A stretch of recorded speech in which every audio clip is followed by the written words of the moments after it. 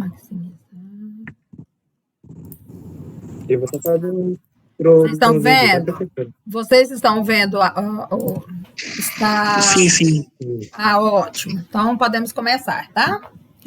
Então, boa noite a todos. Obrigada pelo convite, tá? Para que eu mostre para vocês a importância do cerrado na agricultura. Espero que os slides, que eu preparei, seja de ajuda para vocês, tá? Eu fiz uma apresentação simples, nada muito complicado. Então, vamos lá. Então, nós temos no Brasil 6 biomas. Então, o maior deles é o bioma Amazônia, tá? Eu estou passando o mouse aqui em cima. Então, o bioma Cerrado é o segundo maior bioma no Brasil. Então, aqui na região Nordeste, nós temos o bioma Caatinga, a Mata Atlântica aqui, que pega toda essa região que está em frente para o Oceano Atlântico, o bioma Pantanal aqui e o bioma Pampa aqui embaixo na região sul, lá no Rio Grande do Sul. Então, o Brasil ele tem um grande tamanho, tá? E é um país riquíssimo.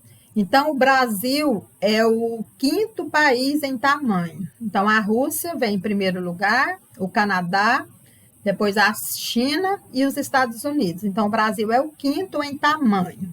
Então, o Brasil, pessoal, é um país importantíssimo, tá? Ele possui áreas cultiváveis, possui muita água, grande quantidade de água em quantidade e em qualidade, tá?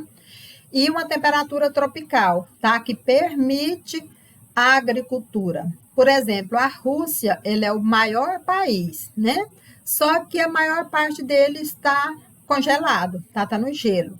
O Canadá é o segundo, só que também grande parte do Canadá está por embaixo do gelo.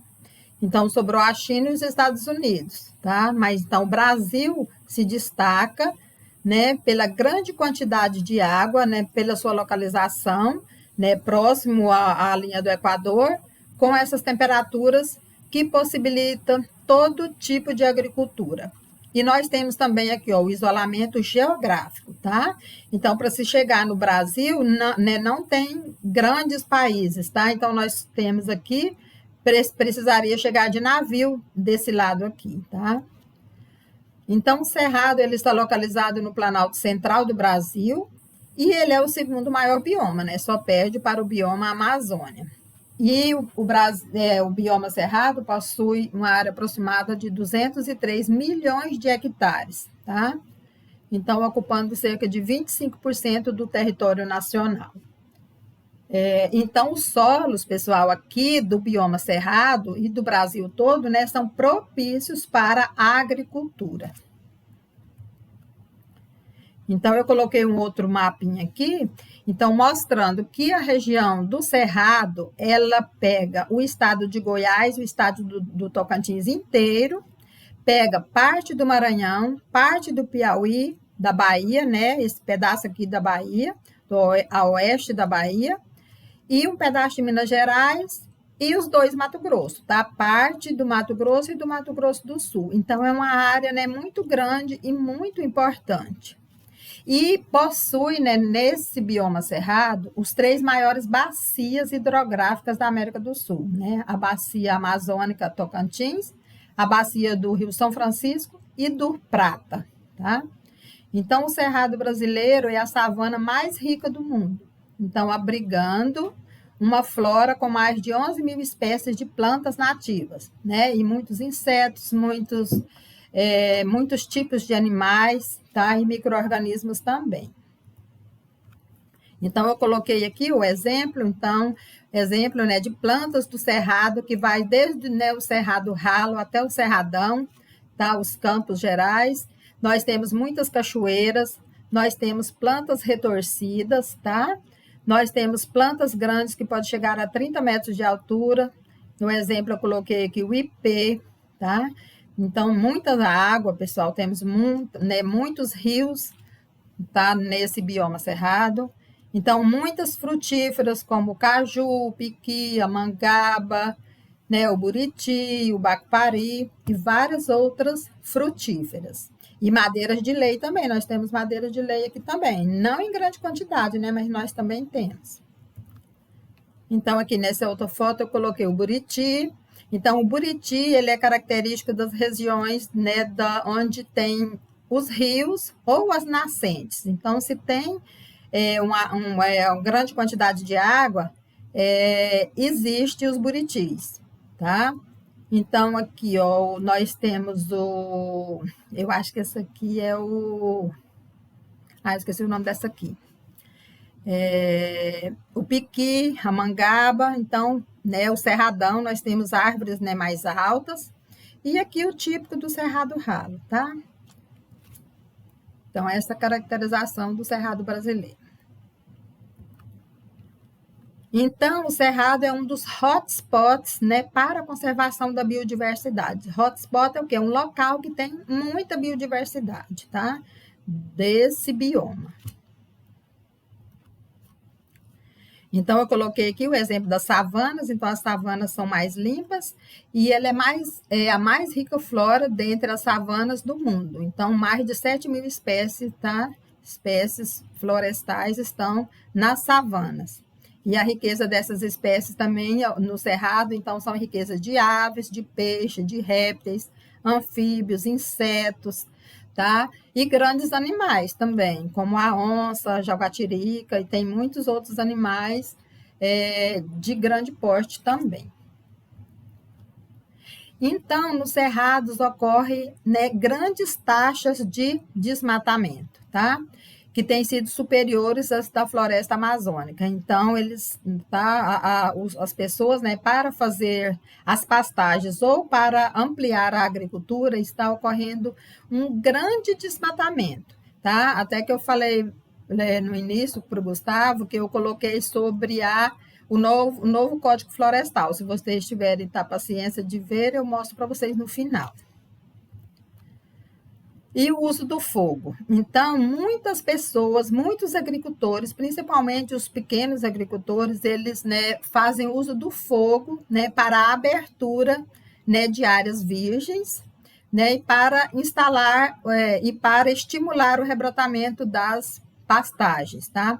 Só que isso é prejudicial, tá? Embora o cerrado seja um ecossistema adaptado ao fogo. Então, isso prejudica, ele vai matar animais, principalmente os pequenos animais, ele vai destruir a matéria orgânica, então vai ocorrer uma perda muito grande. As plantas, elas só resistem, não, né, muitas não morrem, mas elas estão perdendo aí em tamanho, em produção, tá? E isso vai degradando muito o solo. Então, vai ocorrer as mudanças na cobertura vegetal que vão alterar a hidrologia, né? E vão afetar a dinâmica e o estoque de carbono, né, nesse ecossistema. Então, nos últimos 35 anos, pessoal, então mais da metade desses 203 milhões de hectares, né, originais foram cultivados com pastagens plantadas e com culturas anuais. Então, principalmente o quê? A soja, né, que na década de 80 ela, né, teve um grande avanço, tá, da cultura da soja aqui na região do Cerrado. Então, o melhoramento genético possibilitou isso. Então, a soja que era plantada no sul do país, foi melhorada, tá, para esse fotoperíodo e para essas latitudes, né, daqui do Cerrado. Então, possibilitou esse plantio aqui, tá? Então, aqui mostrando o gado, né, nas pastagens, e a soja plantada em larga escala em monocultura.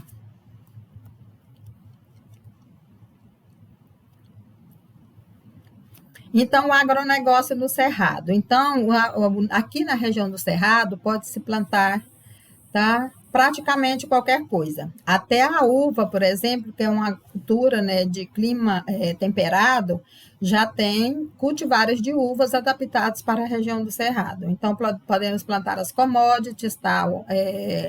O milho, a soja, o algodão, várias outras culturas, as frutíferas, as hortaliças. Então, desde que o solo seja melhorado, né, e feito os tratos culturais corretamente, a gente consegue produzir todo tipo de cultura aqui no estado do Tocantins. Então, nós temos muita água, a precipitação, né, média aqui é de 1.500 milímetros, tá, anual. Ela vai variar de 750 a 2.000 milímetros, tá? E nós temos também um período chuvoso bem definido, tá? Que vai de outubro a março, tá? E onde tem, né, água em grande disponibilidade, pode-se fazer irrigação também. Então, nós temos muita água nos cerrados, temos terras planas, temos clima tropical e o que é melhor, não ocorre geadas na região do cerrado, né? Não temos geada.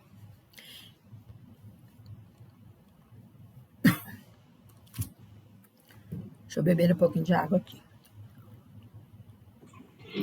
Professora, desculpe interromper a senhora. Eu hoje mais cedo estava pesquisando, conversando com o Gustavo, a gente achou uma questão que eu achei muito interessante, foi que as pessoas do bioma do Cerrado, eu vi que criaram uma coisa chamada Matopiba.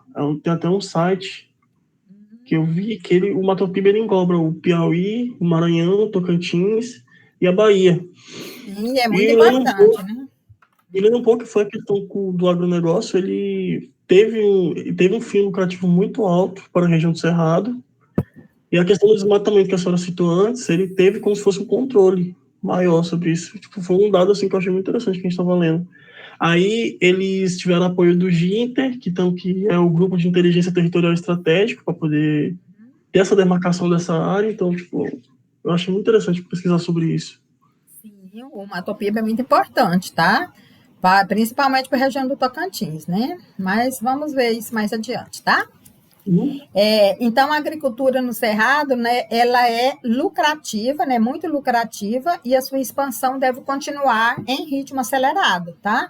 Então, muitas pessoas, né, estão investindo nisso, né, principalmente a soja, que é o mais plantado, mas também nós temos algodão, milho e várias outras culturas, tá, na região do Cerrado, tá? O arroz, tá? Frutíferas, tá?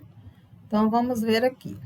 Então, lá na região de Luiz Eduardo Magalhães, que faz parte do Matopiba, então nós temos, né, eu coloquei essa foto aqui que mostra que lá é muito arenoso, tá? Na classificação antiga, os solos de lá eram classificados como areia quartzosa. Só que, né, eles descobriram, né, começaram a plantar e viu que se esse solo fosse bem tratado, bem corrigido, se realizasse uma calagem correta, uma adubação correta, umas sementes melhoradas, então, nesse período chuvoso, eles obtinham, né, eles agora obtêm alta produtividade, tá? Então, eles plantam muita soja, muito algodão, plantam café, plantam milho, plantam sorgo, plantam pastagens, e com alta produtividade. Então, eu coloquei aqui foto de algodão, tá? Lá tem até uma beneficiadora, já fiz uma visita lá, tá? Aqui o algodão. Então, o algodão também precisou, né, do melhoramento genético. O algodão, antigamente, era plantas de porte alto, tá? E com o melhoramento genético, eles obtêm, então, capulhos com uma grande quantidade de fibra, tá? Fibras mais longas e porte baixo, que possibilita, né, a colheita mecanizada. Então, a soja também, então, foi as sementes melhoradas, e nessa região, né, do Cerrado, que compreende a região do Cerrado, é altamente produtivo para várias commodities. Então, principalmente, né, na década de 80, teve esse pacote tecnológico. Então, máquinas, implementos, o melhoramento genético aqui, ó, que é um dos principais para a produção, né, de sementes melhoradas. Os insumos agrícolas, então, máquinas e implementos, o sensoriamento remoto, tá, que permite eles trabalharem, tá, e eles pegam na internet, né, nessas máquinas Então, permite o quê? A tecnologia, né, para a produção em larga escala com alta tecnologia, tá? Então, também a melhoria de infraestrutura, tá? Depois da década de 80, 90, com a abertura de estradas, tá? Que quase não tinha asfalto na década de 70, pessoal. Aqui não tinha asfalto, só tinha asfalto na BR-153, tá? Na década de 80 que começou a vir o asfalto, tá? Interligando as cidades menores. Então, tecnologias de semente, tá? Os fungicidas sistêmicos também, que possibilitou o controle principalmente dos fungos, o tratamento de sementes. Então, né, essa adubação correta, calagem, adubos químicos, o NPK, nitrogênio, fósforo e potássio, os fungicidas sistêmicos e os tratamentos de semente. Então, vários fatores, né? Então, tudo isso contribuiu, né, chamado de pacote tecnológico, que possibilitou esse aumento, tá, da produção. Então, a soja no Brasil. Então, na década de 40, ocorreu a introdução da cultura no Brasil. Tá? Na década de 60, ocorreu o estabelecimento da cultura. Na década de 70, a soja já era a principal cultura do agronegócio brasileiro. E nas décadas de 80 e 90, ela veio para a região do Cerrado. Tá? Então, o melhoramento genético, né, trabalhou com essas cultivares de soja e produziu cultivares adaptadas para a região do Cerrado, tá? E altamente produtivas. Então, como que ela se expandiu? Então, na década de 80 e 90 veio para o Cerrado. Então, o que possibilitou, né, isso foi esse ganho pelo melhoramento genético. Então, o desenvolvimento de novas variedades adaptadas, né, a essas condições do Cerrado, principalmente pela Embrapa e pela Monsanto. E eles desenvolveram também, né, principalmente, né, as grandes, né, pessoal, as commodities, tá? A soja, o milho e o algodão, tá? E em 2003, o Brasil passou a segundo produtor mundial de soja, tá? Ficando atrás dos Estados Unidos. Então, aqui eu coloquei umas fotos, tá? Então, na região do Cerrado, tá? Algodão, nessa região do Mato Piba, nós temos algodão, café embaixo de pivô central, né? Temos grandes áreas plantadas com algodão, inclusive temos uma beneficiadora também, lá na região da Bahia, de Luiz Eduardo Magalhães. Então, eles plantam milho e eles vão fazendo rotação. Por exemplo, o algodão, ele detona o solo. Então, às vezes, eles plantam milho junto com braquiária para fazer palhada. Aí faz muita palhada e ele já volta com o plantio direto com o algodão, tá? E depois volta para outra cultura, geralmente o milho ou a soja. Geralmente a soja e depois vem o milho de novo para fazer palhada, tá? Então, eles vão trabalhando dessa forma. E vamos falar um pouquinho do Mato Piba também. Então, o Mato Piba é uma nova fronteira para a agricultura no Brasil. Então, ela abrange os estados do Maranhão, Tocantins, Piauí e Bahia, tá? Então, ela pega praticamente todo o estado do Tocantins, tá? E pedaço do Maranhão, pedaço do Piauí, pedaço da Bahia. Então, a região de Luiz Eduardo Magalhães é aqui, ó, mais ou menos na divisa aqui. E é uma região muito plana e as temperaturas lá são mais baixas em relação aqui do Tocantins, tá? Porque lá é uma altitude, né, mais alta em relação nossa aqui de Palmas. Então, a produção de soja, ó, tá aqui, né, envolvendo, tá praticamente em toda a região, né, do Cerrado e mais nessa região sul aqui, tá? Então, tudo se produz soja. Então, cada ano, né, eles estão conseguindo esse ganho de produtividade, né, são lançadas novas variedades e eles vão adotando o quê? Técnicas de manejo. Então, novas técnicas de manejo e vão fazer com que eles vão, né, ganhando produtividade. Então, os municípios do Mato Piba são 337 municípios, tá? Sendo que o Tocantins é o maior, possui 38%, tá? Está no Tocantins, 33% no Maranhão, 11% no Piauí, 18% na Bahia. E lá nessa região, pessoal, aqui do Matopiba, tem muitos pivô central, tá vendo? Tem muitos que plantam no sistema de pivô central, né? Irrigado. Então, no estado do Tocantins, nós temos também, né, produção de arroz irrigado, tá? Principalmente na região, né, do Formoso Araguaia, que é a principal, do Heré e Lagoa da Confusão. Então, esse sistema, esse arroz também foi melhorado, tá? Que antigamente era o arroz de sequeiro, e que é plantado no período chuvoso, e esse aqui é o arroz irrigado. Então, ele é plantado, ele foi melhorado, ele já possui porte baixo, tá? E resistência ao acamamento. Então, ele é plantado e cerca de um mês depois eles colocam a água, tá? Então, ela é bombeada, tem os canais, então aqui a gente mostra um canal, que ele é bombeado, ele fica cerca de 50 centímetros de água, tá? Aí, antes da colheita, eles retiram a água para conseguir entrar com as máquinas, tá? No meu mestrado, eu trabalhei com a Brusone do arroz, então eu visitei muitas lavouras de arroz nesses 3 municípios aqui, de Formoso, do Heré e Lagoa, coletando, né, plantas com sintomas da Brusone, tá? Periculária grísea. Aqui o arroz, uma foto. Então, nessas 3 regiões, aqui uma foto de mais de satélite mostrando, né, o canal e os outros canais aqui que eles vão, né, bombear para... E esse terreno é todo sistematizado, tá, gente? Todo nivelado, todo sistematizado. Então, é feito primeiro uma sistematização do terreno. Então, ele é todo plano, para possibilitar que a lâmina d'água chegue em todas as plantas na mesma quantidade de água, tá? E na época da seca, eles plantam muito, por exemplo, soja semente. Para semente, eles plantam, que dá menos doença, eles plantam melancia e outras plantas também. Então, o Tocantins é o 3º maior produtor de arroz irrigado do Brasil.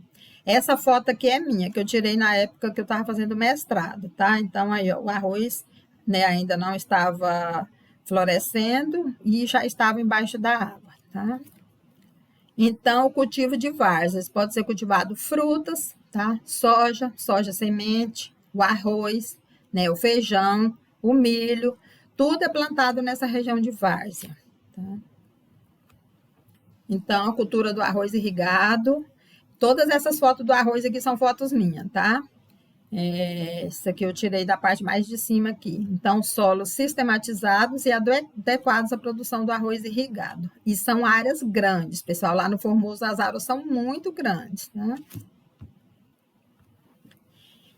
Então, o estado do Cerrado e também o Tocantins, ele possui um potencial hídrico muito bom, tá? Só que agora, com essa irrigação por inundação, por exemplo, do arroz, gasta muita água, tá? Já é difícil conseguir outorga para essa irrigação. E o Tocantins possui uma localização estratégica, tá? Essa região do Matopiba possui uma região estratégica, tá? Para escoamento da produção, né? Para os grandes centros. Está muito perto aqui, né? Do Distrito Federal e fácil para ir para qualquer grande centro, né? São Paulo, Rio de Janeiro, a região da Bahia, tá? Salvador. Então, está localizado, né? Na região central e um ponto estratégico, tá? Aqui uma lavoura comercial, no Formoso Araguaia. Então, aqui os canais, tá? E ali tem a estrada aqui em cima e essa grande quantidade de arroz. E tem muitos, um ao lado do outro. Aqui tem um pouquinho de vegetação e já vem outro. Isso é um ao lado do outro, é bem grande. Isso aqui é foto minha também, então tem muitas aves, tá? Então a biodiversidade, tá? De animais, tem muita capivara, tem onça, tá? Tem uma grande quantidade de animais. Eu acho que essa foto aqui é do Formoso, mas eu tirava no Formoso, na Lagoa e no do Heré. Então, outra produção, tá? A melancia, tá? Então, o estado do Tocantins, ele, né, produz muita melancia, né? E tem muita lá na região do Formoso, na época seca. Eles plantam arroz, depois eles vêm com melancia, tá? Então, é levado para vários estados essa melancia do Tocantins. E elas são produzidas com muita qualidade. Produção de banana, então o Tocantins produz banana, que são vendidas para outros estados ou nas feiras livres para abastecer o mercado local. Produção de abacaxi, tá? Principalmente na região de Miranorte, então tem muita produção de abacaxi. Temos produção de manga, de goiaba, vários outros, né, projeto São João e outros projetos que plantam frutas, tá? De fruticulturas, vários tipos de fruticultura. Ok, pessoal, vocês querem que eu fale da lei, da reserva legal da APP, ou vocês querem já fazer perguntas? Senhora, eu queria fazer umas perguntas aqui. Pode fazer. Porque a senhora falou da produção aqui no estado de Tocantins. Eu lembro que no ensino médio, a minha faculdade meu colégio é muito para agrotins. E eu fiz um trabalho sobre a questão do melancia e do abacaxi. Uma coisa que eu vejo, tipo, o abacaxi, ele é um forte, como podemos dizer? É um forte mercado dentro do estado, porque a senhora falou Miranossa, se não me engano, Miracema, perdão,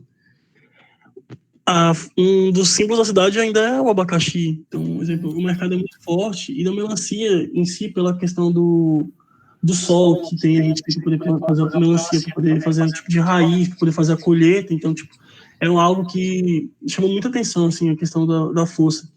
E eu estava vendo sobre a questão do Matapibe, perdão, que o pessoal, assim, falava muito que seria considerada a última fronteira agrícola brasileira, porque somente aqui no estado de Tocantins a gente expandiu sua área plantada no ritmo de 25% ao ano, comparado aos anos anteriores. E isso foi um dado dado pela Conab, né? Então o Brasil, ele planta em cerca por ano 700 milhões de hectares de lavoura e expansão agrícola. Então ele continua evoluindo sempre. E a senhora falou da questão das posições estratégicas que ele tem que dar para poder variação para o Distrito Federal, para poder dar variação para esses grandes centros. Então, assim, é algo que eu fico de cara, como é grande e como o mercado não perde. Mesmo a gente estando em pandemia, mesmo a gente estando com essa crise econômica, é um mercado que não perde. Ele tem sua queda, mas nunca fica no vermelho. E, professora? Oi. Só para falar um pouquinho aí. Pode falar. Até o Guerra, né, que é o superintendente do Ministério da Agricultura aqui no estado, né, no evento que nós fizemos o Agroamazônia semana passada, ele estava comentando, né, que existe até uma fala do Halum, né, já há um tempo atrás, falando o seguinte: a questão do estado nosso é um estado que, assim, basicamente nós nunca vamos ser destaque em maiores produtores de alguma coisa. Nessa poder. Primeiro porque, assim, hoje o sistema produtivo nosso estado, ele é muito complicado, né? Porque, assim, nós estamos no bioma amazônico, né? Onde só nós temos 5% do bioma amazônico no estado, né? E 95% do bioma cerrado, sendo que a gente tem que desmatar somente, tem que preservar 35%. Isso.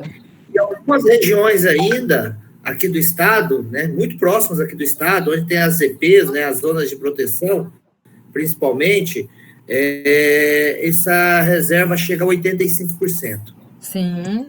Né? Tipo, região aqui de Dois Irmãos, região de Divinópolis, tem algumas ZPs aqui no Rio Piranha, Rio Surubim. Então, assim, o que acontece? Acaba ficando difícil competir, por exemplo, Mato Grosso, onde se preserva 20% somente. Sim. Né? Goiás se preserva 10%. Né? Por isso que eu coloquei a lei do Código Florestal, Cid, para explicar para eles, porque eles estão, né, no início, a maioria deles do segundo período, para explicar para eles o que é a lei do novo Código Florestal, tá?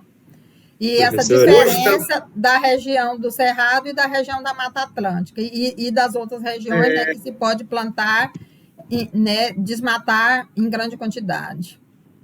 Mas o que a gente tem que fazer hoje, eu acho que é produzir em qualidade, né? Em qualidade, sim, porque em qualidade. Em quantidade, a gente não vai conseguir competir com nenhum estado. Não. O estado do Tocantins é o estado com maior subsídio, com maior captação de subsídio na agricultura de baixa emissão de carbono, por exemplo.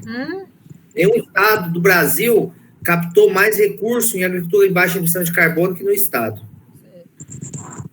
Então, assim, nós vemos que o sistema produtivo nosso do estado hoje, ele caminha, né, em passos, vamos dizer assim, não muito longo, né, mas nós estamos caminhando gradativamente. Né? As APA, por exemplo, né, nós temos os grandes problemas das APAs hoje, as áreas de proteção ambiental, dentro do nosso estado. A APA aqui do Lajeado, por exemplo, é um caos. Né, hoje, o sistema de produção dentro da APA.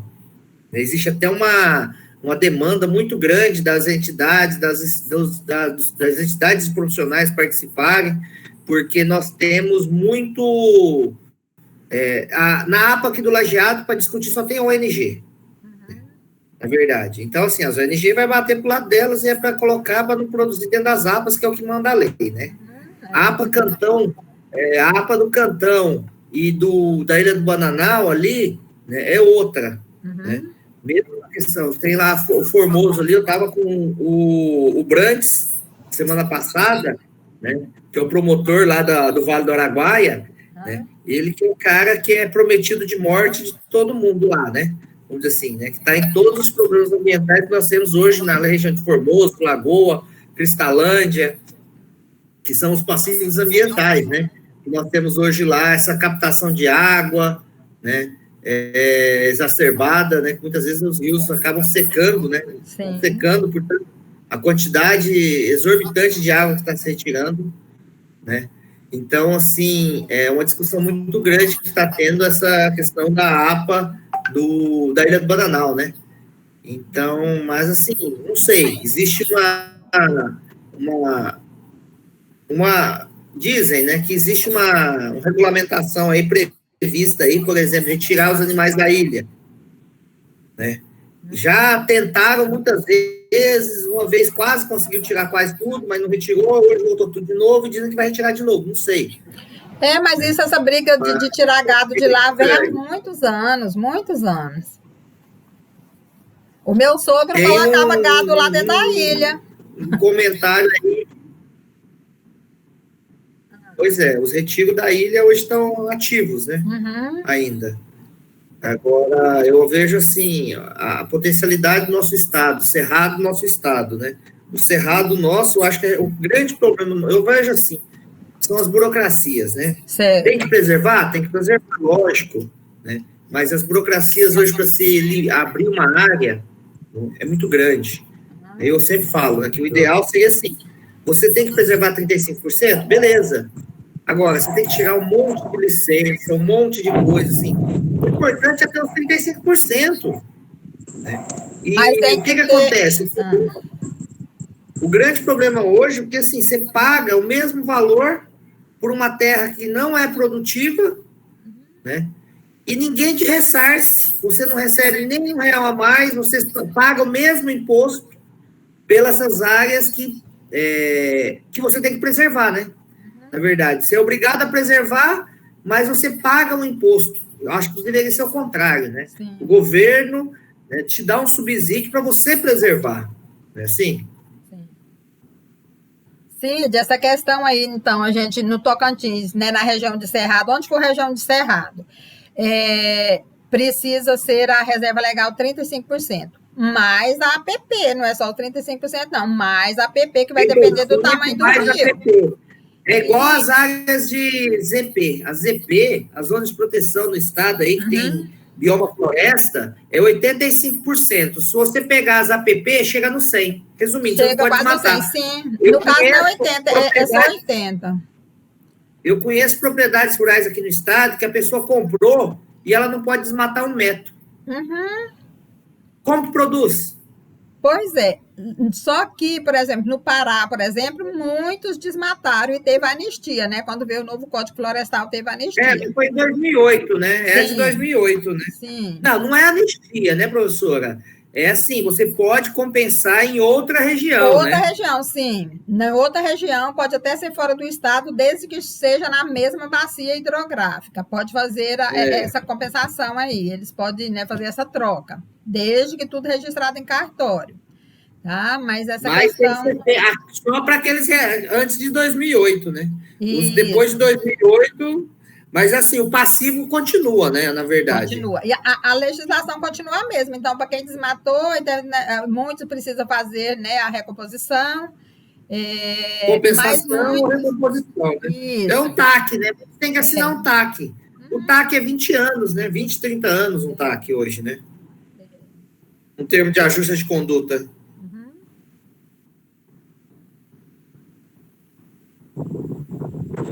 Mas foi muito bom, professora. Obrigadão pela Pois é, vocês esclarecimento querem aí. que eu mostre para vocês o Código Florestal? Eles são bem pouquinho, é pouca Professora, coisa. Ou não? Mostra aí para ele.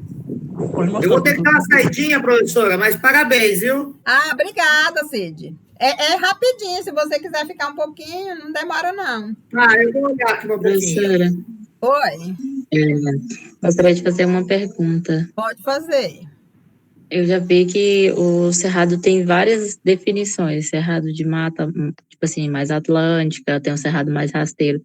A senhora poderia falar qual que é essas definições aí pra gente? Eu não coloquei aqui, assim, porque eu voltei mais para a agricultura, né? Mas eles são, deixa eu ver se eu tenho aqui, do Cerrado. Então,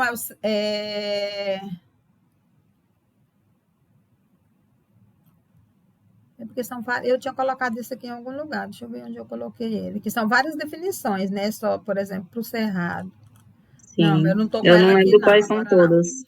Eu não peguei elas, porque elas são umas 5 ou 6, mas eu não me ativar isso, só eu precisei, achei que era mais interessante eu voltar, né, para a agricultura, né, e não ficar, né, só no cerrado, tá? Então, vamos falar um pouquinho aqui do Código Florestal, tá? Então, pessoal, essa região de Cerrado, principalmente, que é o nosso tema, antigamente, né, na década de 80 e 90, que quando veio, né, muitos, por exemplo, muitos gaúchos para cá, as terras aqui eram muito baratas, tá? E o alqueire aqui é o alqueirão, lá no sul é o alqueirinho, que é a metade, aqui é 4,84, lá é a metade. Então, as terras aqui eram muito baratas. Então, muitas pessoas venderam terras lá no sul e vieram para cá. Então, isso impulsionou esse plantio, tá? Aqui da região do Cerrado, tá? Essas terras baratas, né, juntamente com esse melhoramento genético, né, que adaptou, por exemplo, a soja para baixa latitude, né, aqui na região do Cerrado, tá? Então, o novo Código Florestal é a Lei 12.651 de 2012. Ela vem em substituição à Lei 4.771 de 1965. Então, ela trata de quê? Da área de preservação permanente. Deixa eu colocar aqui o ponteiro. Opções de ponteiro. Então, ela trata da área de preservação permanente, que é a área que tem que ficar, por exemplo, na beira dos rios, tá? Para proteger as nascentes, os corpos hídricos. A reserva legal, que é essa aqui da região do Cerrado, é 35%. E ela define a Amazônia Legal, tá? Então, a Amazônia Legal, ela compreende os estados do Acre, Pará, Amazônia, Roraima, Rondônia, Amapá e Mato Grosso. Tá? E também os estados do Tocantins e Goiás ao norte do paralelo 13, tá? Então, tudo que está acima do paralelo 13, tá? E o estado do Maranhão ao oeste do meridiano 44. Eu vou colocar um desenho para vocês entenderem o que significa isso. Então, aqui. Oi? É porque assim, eu li uma pesquisa que eles têm os estados com maior potencial da agricultura em si.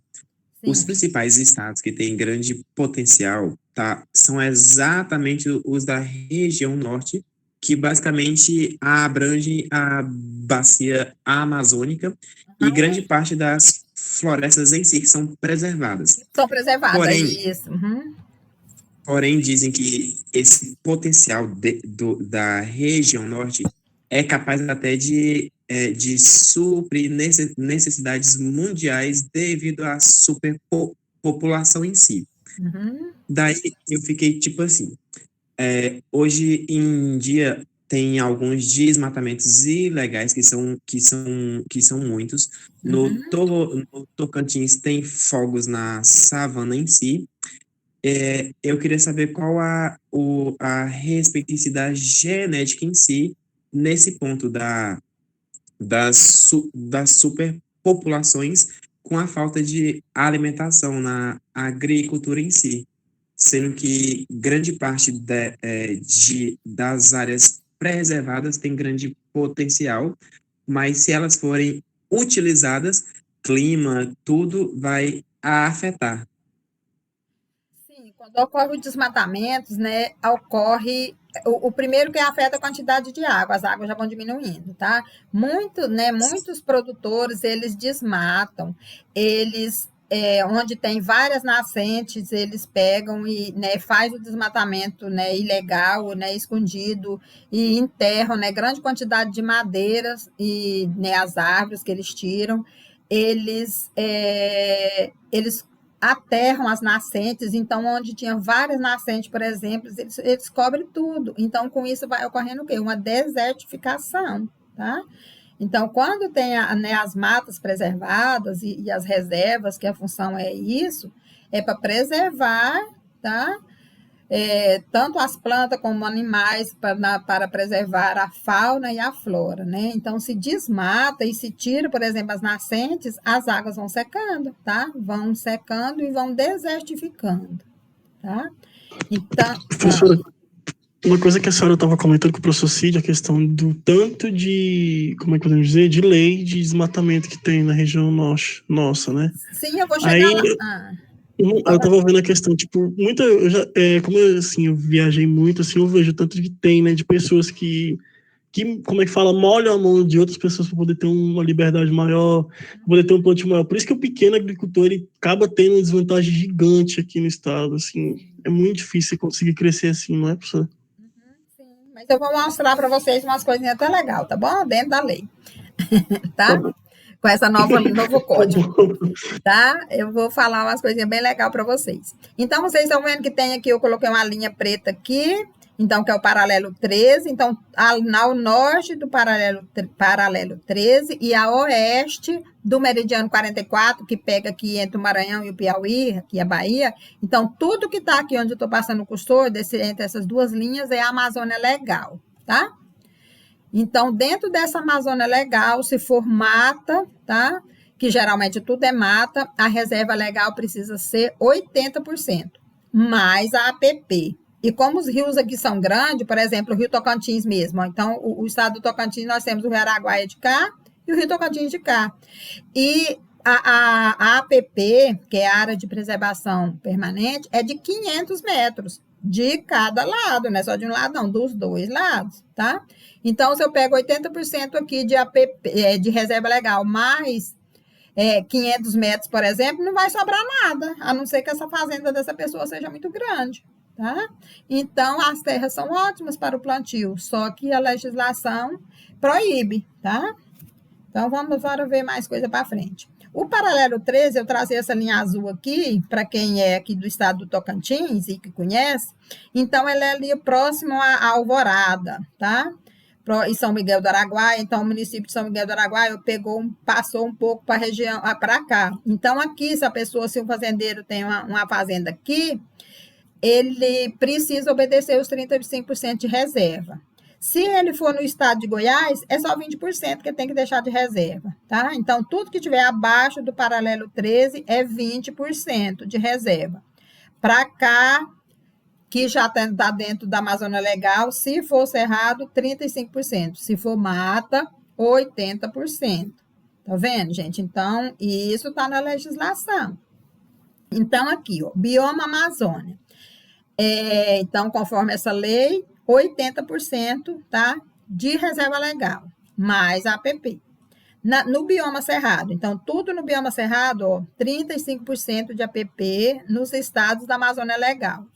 Tá vendo que eu mostrei aqueles estados para vocês? Então, são vários estados. Esses aqui, ó, tá vendo o tanto de estado? Ó, Acre, Pará, Amazonas, Roraima, Rondônia, Amapá, Mato Grosso, Tocantins, Goiás e o Maranhão, naquela faixa lá, Agora eu volto nesse. Nessa faixa aqui, esse pedaço do Maranhão que tiver para cá do meridiano 44 tem que obedecer os 80%, tá? Quem tem a sorte de ter uma fazenda para cá, vai poder desmatar muito. Quem tem aqui dentro da Amazônia Legal, não pode desmatar. Então, o que diz essa lei? A função dela, né? É a área, então, a APP, é a área protegida por lei, coberta ou não de vegetação nativa, tá?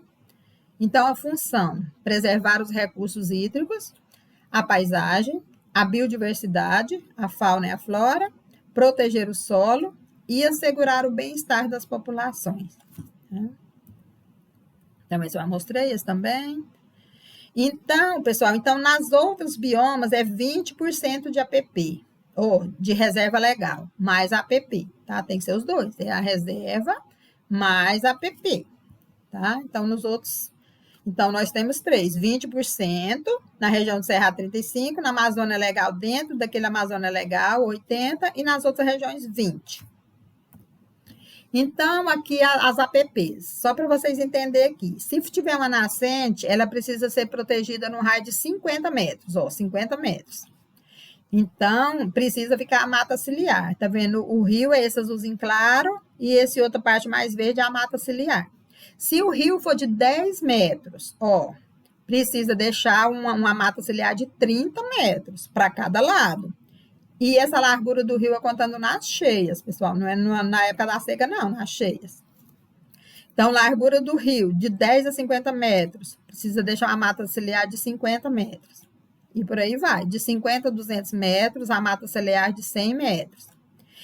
Agora, e quando, por exemplo, aqui em Palmas, né, que virou lago? Então, se virar lago, aí a reserva é só de 100 metros. Tá? Então, quem tem chácara no lago não pode construir nos 100 metros. Pode construir a casa, o banheiro, depois dos 100 metros de mata ciliar. Tem que deixar 100 metros, aí já pode construir, tá? Mesmo se for o Rio Tocantins, que era 500 metros. Então, aqui, largura do rio de 200 a 600 ou acima de 600. A APP seria de, aqui, mata ciliar de 500 metros, tá? Acima de 600 metros. Então, se virou lago, caiu para 100, tá? Então, cai para 100. Então, aqui um exemplo de uma pequena propriedade. Essa que está circulada de amarelo é a divisa, né? O limite da propriedade. Aqui, onde está de vermelhinho, é a reserva legal, tá? Que seria 35%. Então, ficou esse aqui, ficou esse e esse, 3. E mais a APP, tá? Então, onde tem rio, é APP, tá? Que aqui, se somar a área da APP, ela é maior do que a da reserva legal. E nas outras áreas ele pode, né, desmatar e plantar, tá? E, pessoal, isso tem que ser averbado em cartório, tá? Só que agora, e outra lei obrigatória é o georreferenciamento, né? E ela vai também no georreferenciamento. Então, aqui um exemplo. Aqui um rio, aqui a nascente de 50 metros e ficou... Eu não sei se era 30 metros, 50 metros, né? Para cada lado, tá? Então, isso aqui é a APP e esse verdinho, a reserva legal. Então, aqui, nascente do rio, 50 metros, um raio de 50 metros, e vai depender da largura do rio, vai ser a mata ciliar. Nesse caso, era 10 metros de rio, 30 metros de mata ciliar, de cada lado, não é só um lado, não, dos dois lados. Então, aqui, um rio... Né? Se isso aqui era maior, se for lago, 100 metros. Se for um rio bem grande, tipo o Rio Tocantins, 500 metros, tá? Então, aqui, mostrando uma foto com o rio e a área preservada para preservação. Aqui também, o certo é deixar as matas ciliar. Então, é isso aí, pessoal. Podem fazer perguntas agora. Então, isso é para proteger, né? Só que muitos produtores desmatam e vão colocando fogo, vão desmatando e cada vez os rios vão assoreando, vai ocorrendo a desertificação e o que nós vamos ter para os filhos de vocês, para os netos, para os bisnetos, o que vai sobrar? Professora, Sim. Eu sou de uma região, na cidade de Petrolina, que passa certinho o Rio São Francisco. E, tipo, a gente estuda muito a questão lá da região, porque eu estudei muito também a minha região, e não tem essa questão dessa... Claro que tem a preservação das nascentes do rio, tem esse tratamento, mas em questão de, como é que podemos dizer, de desmatamento, assim, não é tão rígido como eu vi como aqui do região norte, assim. E eu fico, tipo, de cara, assim, porque lá o plantio de uva é muito forte. Sim.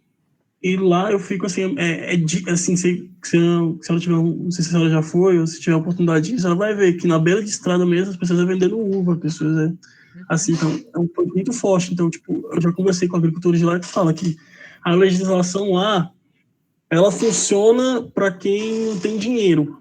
Para quem tem dinheiro, eles conseguem passar um pano e você consegue fazer sua produção maior. Você pode dizer que você produz 300 mil no seu plantio, você paga 2 mil para uma galerinha lá e tá de boa. Então, assim, é algo que eu fico vendo, assim, que a gente, assim, não tem como mudar, né? É um sistema que a gente vive, assim, mas, assim, é algo que eu vejo, assim, aqui no Tocantins ainda é pior, porque com esses agricultores que nem ligam para a questão do nascente desmatada, assim, tem gente que tem propriedades que é beira de lago, beira de rio, então... Então, desmatando, Então, tipo, hoje em dia, a pessoa ser produtora, a pessoa tem que ter, ou tem que ser muito influente, conhecer as pessoas para poder ajudar ela lá dentro, ou ter muito dinheiro. Tá. Para poder conseguir ter um sucesso grande. Pois é muito difícil começar pequeno.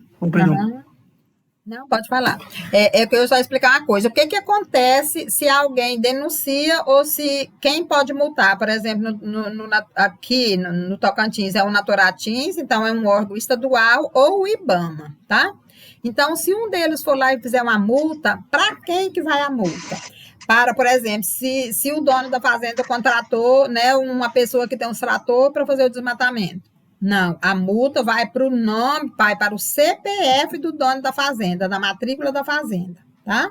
CPF da matrícula da fazenda. E se esse CPF, se esse proprietário, se ele é réu primário, né? Ou seja, se ele não teve nenhuma multa em relação a isso, ele pode recorrer, tá? E ele vai pagar 10% da multa. Ok? Recorre, paga 10%.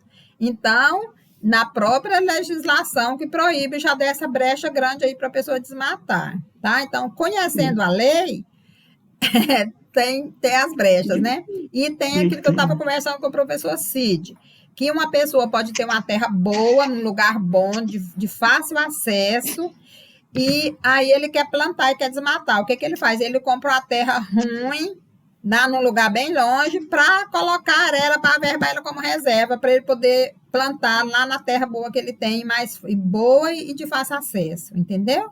Então, ele pode comprar uma terra barata lá longe, desde que seja na mesma bacia hidrográfica, ir no órgão ambiental e fazer essa recomposição aí, tá? E fazer essa troca, tá? Então, a legislação também permite isso, tá?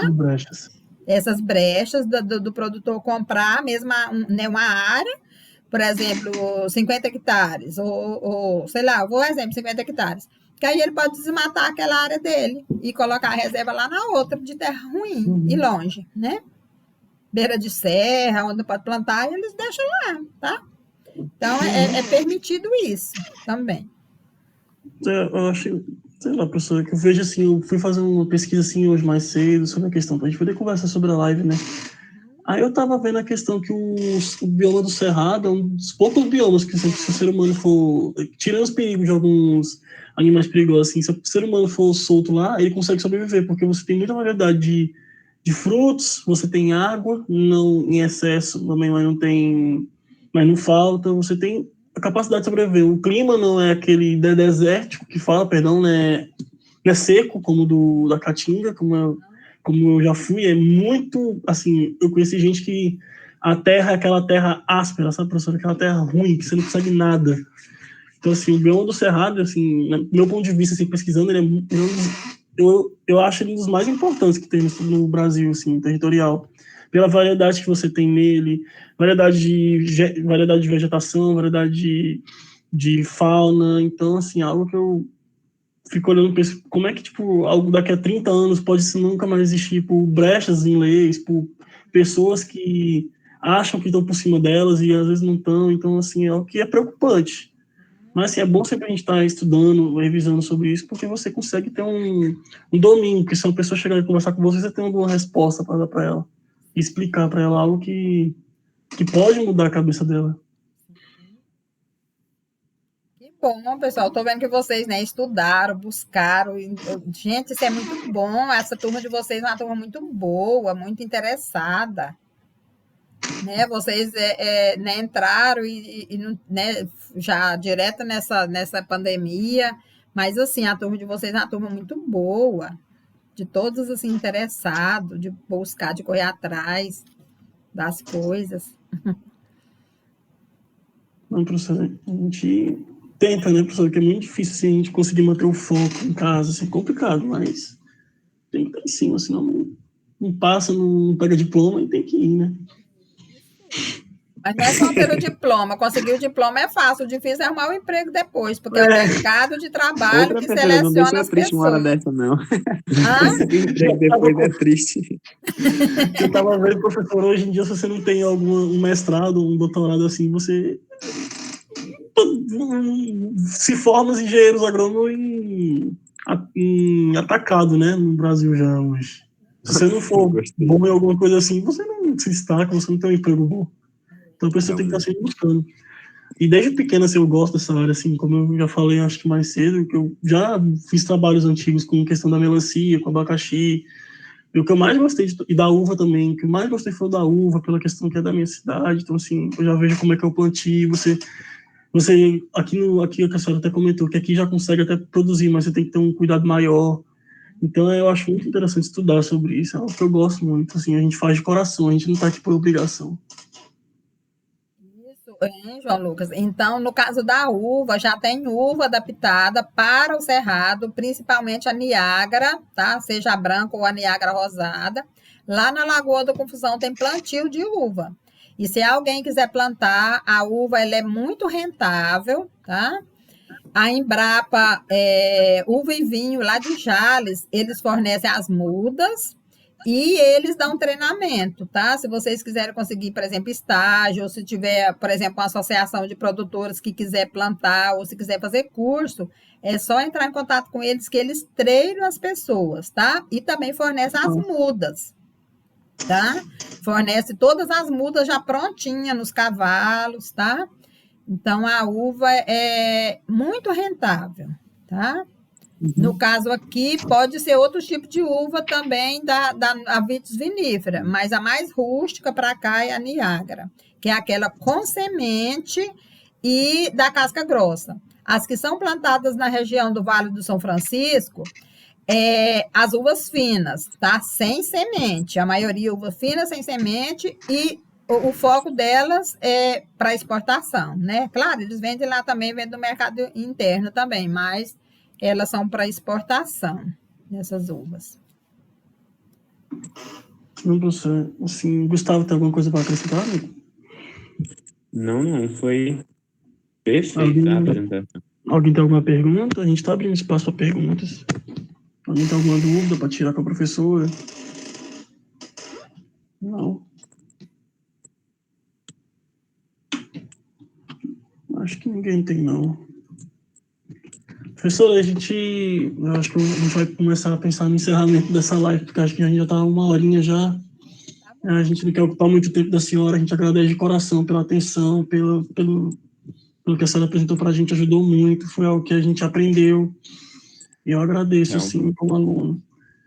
E foi algo muito assim obrigado que a gente trabalhou, a gente buscou, eu e o Gustavo, assim, a gente correu muito atrás, principalmente. Sim. Os meninos também correram atrás um pouco, mas a gente foi atrás, assim. O Gustavo que chamou a senhora, a gente começou a pesquisar, a gente foi atrás de assuntos e a gente está muito feliz que conseguiu terminar isso. A gente aprendeu um pouco, né? Porque o que é importante, assim, é aprender, né? Que você vai levar isso para ser um profissional de qualidade, que é o que importa. Você não pode ser qualquer profissional, você tem que ser um profissional de qualidade. Realmente. E também pedir muito obrigado por ter aceitado o convite nosso, por ter feito essa live maravilhosa. É sério, obrigado mesmo, de coração. Eu que agradeço, pessoal, tá? Então, estou disponível para vocês precisarem, tá? Quero desejar para vocês boas férias, tá? Descansem Nós ainda não Amém. sabemos, né, a data Estou que vai começar percebendo. as aulas. Professora. Para a senhora também, que a senhora tenha ótimas férias, um ótimo fim de ano, um ótimo Natal. Seja tudo maravilhoso. É isso, professora. Obrigado, professora. Pessoal, espero que tenha alguma coisa, né, tenha, né, aberto mais a mente de vocês e vocês tenham aprendido, né? Sim. Professora, a senhora gravou a apresentação da senhora? Gravei, tá gravando aqui. Se a senhora puder mandar para o Gustavo depois, se ele para poder enviar para a gente. Eu tenho que subir feliz. pro Vou YouTube, agradecer. né? Eu passo o link para o Gustavo, tá bom? Não, tranquilo, então. Tranquilo, professor. Beijo, professor. Ótima palestra. Até mais. Beijão. Tchau, Edson. Tchau para vocês, pessoal. Bom descanso para vocês. A senhora também, professor. Tchau, tchau.